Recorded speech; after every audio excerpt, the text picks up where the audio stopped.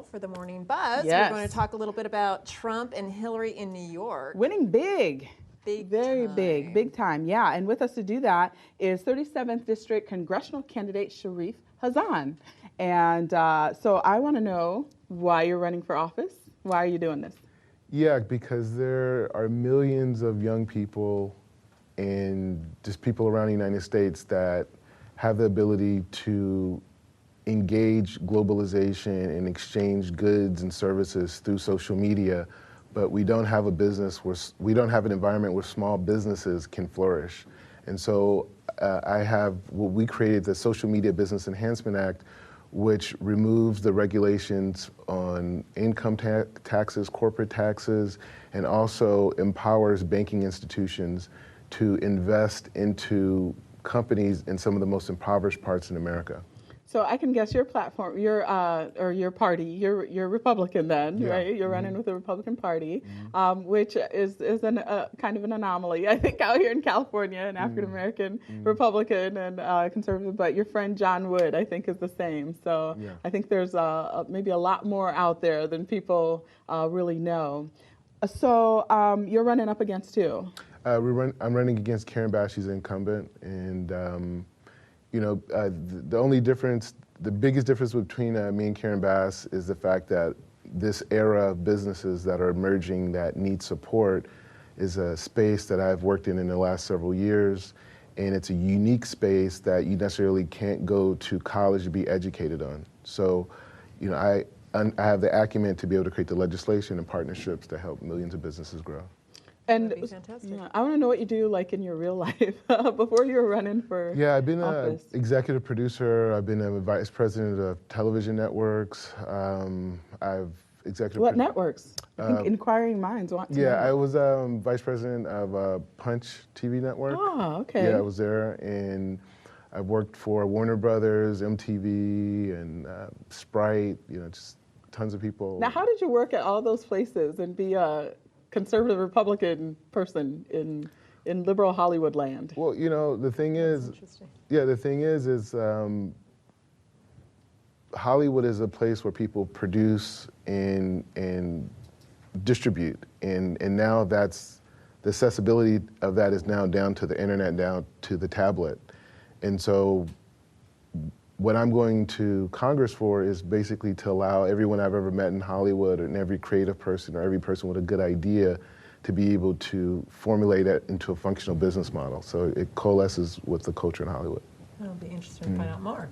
So let's talk a little bit about Hillary and Trump in New York. Yes. And they just kind of blew everybody else away out of the water. Well, they should have, I mean, it would have been really embarrassing if they didn't, right? Because Hillary was the senator from New York for 8 years. And was it 8 years or was it 4? I can't remember. I think it was 8 years. And Donald Trump, for all intents and purposes, he may have homes all over the place, but New York is really considered his home state. So that would have been a big black eye if they would have lost. But it was amazing that the delegate count out of that, he got, almost the whole boatload. I think there was like 97 delegates out of New York. I think he got 90 or something like that. I think Kasich came in second, but Cruz had 0. Well, he that spoke was, so I think, the poorly of shocker. The New Yorkers in New York in general. So I think that kind of came back and bit him a bit. I don't know. What do you think about all that?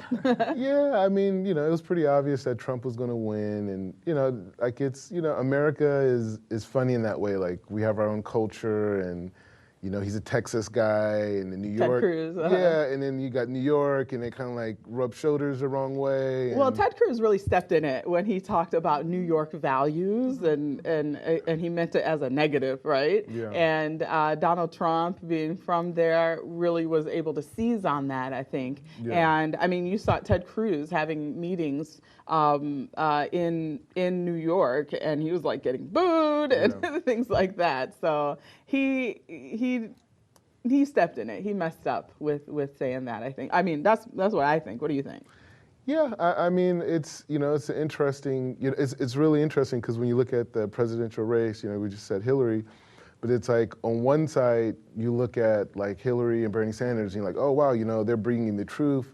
they're there for the people and all these things. And then you see a guy like Ted Cruz and guys like Donald Trump, and both of these guys represent political revolution. Like everyone would agree that there's something wrong with the system. You know, it's not They're the right. outsiders, Bernie and Trump, basically. So And some people think Cruz, but I don't think he is.